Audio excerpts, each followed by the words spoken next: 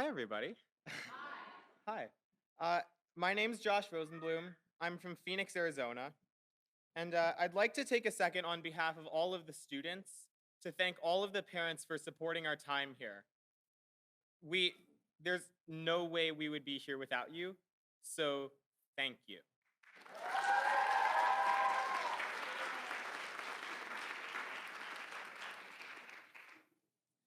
I'd also like to take a second to thank the trustees for caring for this place and providing us with the chance to explore the beauty of the North Woods.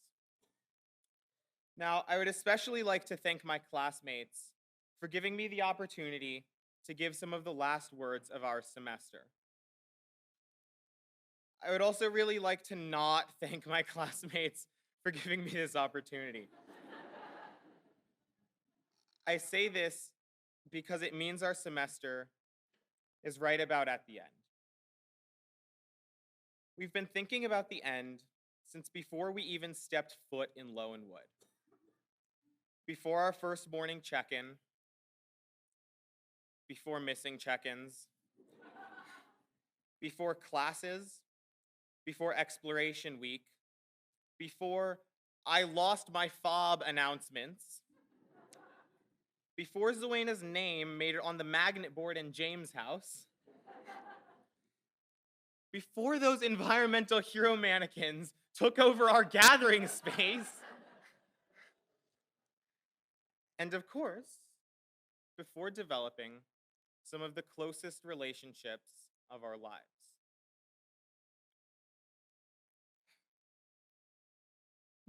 That's interesting.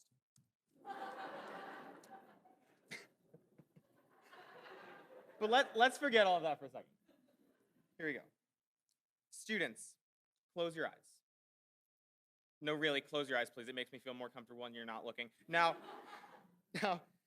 think back to the first day of arriving on campus as a conserve school student. Think back to seeing the LAB, starting to meet students and staff members, and then finally, schlepping all of your things from the parking lot to your room, where you will soon meet your sweet maid. Try to remember the feelings rushing through you in those moments. Now open your eyes. I remember feeling anxious, excited, hopeful, and even a little bit scared. Here's one of the many things that makes this experience special. Even though we all call ourselves CS17, we are all incredibly different people, and therefore perceived our semester in incredibly different ways. When I think back through the semester, one of the points that really sticks out is Exploration Week. I was on a trip in Pictured Rocks National Lakeshore, and that week was my first time seeing Lake Superior, my first time backpacking, and heck, it was even my first time camping. Ever. Even though nearly everything on Exploration Week was new for me, I never felt too far out of my comfort zone. This is a good representation of my Conserve School experience. At Conserve School, we talk about stepping out of your comfort zone and into your growth zone, but not so far out that you wind up in your panic zone. Figuring out how to live away from home and manage school, social life, personal care, and staying in touch with family and friends back home has given me a firm shove into my growth zone. Learning to live here has not been easy, and honestly, I can't say I've figured it out. But sometimes you just have to keep trekking forward. Trying to balance everything on your plate here is extremely difficult, and more than any of us would like to admit, we fail. But the fact that we bounce back every single day and try again is truly a testament to how resilient we are as individuals and as a semester. This resilience has manifested itself into nearly everything we do. Outside of classes and homework, we practice resilience with friendships, Instead of simply abandoning ship and moving on to new people when we reach rough seas, we've been able to work through the tough times and come out the other side with a much tighter bond uniting us. This bond has also come from building each other up with caring words and open hearts, instead of tearing each other down, as so frequently happens outside of our little, temporary bubble. It has been our ability to create a space of listening and connection that has made our semester a family, and it has been our ongoing commitment to understand and support each other that has made our family strong. This family, though, however strong it may be, cannot stay in one place forever. We must all return to our respective families and discover our purpose and place back there.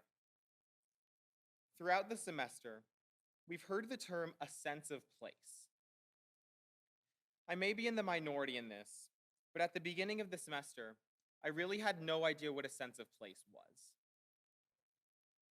As the semester has gone on, though, what it means for an area to be a place has developed from an abstract idea to 8 words. A place is an area with a story. I feel that this area of Lowenwood is a place more strongly than I've felt about anywhere else before. Yes, I've connected to nature here, and certainly that nature tells a story. But what really makes Lowenwood a place for me is you all, the people. The moments we've spent together have brought us closer and made us who we are as a family. They have formed our unique sense of place.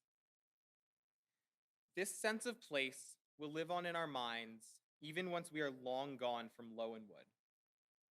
However, our sense of place here will never be found anywhere else. At Conserve School, we've learned lots about how to preserve wild places, but we've also learned lots about how to preserve a sense of place. The latter has largely been done subconsciously. Sometimes, though, it comes to the forefront, as it did the morning of our last phenology spot visit. Our wonderful science teacher, Andrew Diat, shared a quote from Robin Wall Kimmer's Braiding Sweetgrass with us, saying that the first man's role, according to Native American legend, was not to control or change the world as a human, but to learn from the world how to be human. Even once we leave this place, I challenge you to continue to let the world be your teacher. The way we have learned, and in large part discovered on our own, about listening to the earth will go a long way towards shaping our perception of the planet. Perhaps you won't remember the exact sequence of the nitrogen cycle, or the phrase Paleolithic mindset, but this experience will burn bright in your mind's eye. Our candle is burning low, friends. Soon, we must move on to our next chapter and face the ever-approaching change.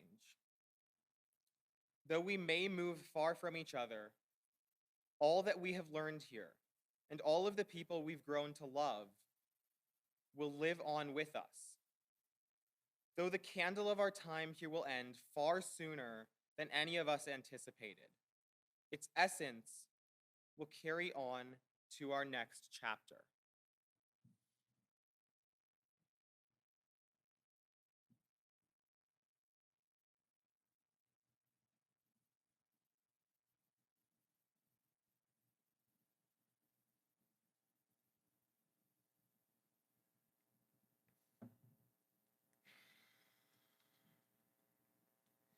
At this moment, we are at a point of transition, but time cannot stand still. This stage will end, and the next stage will continue on. As Edna St. Vincent Millay once wrote, "My candle burns at both ends. It will not last the night. But ah, my foes, and oh, my friends, it gives a lovely light."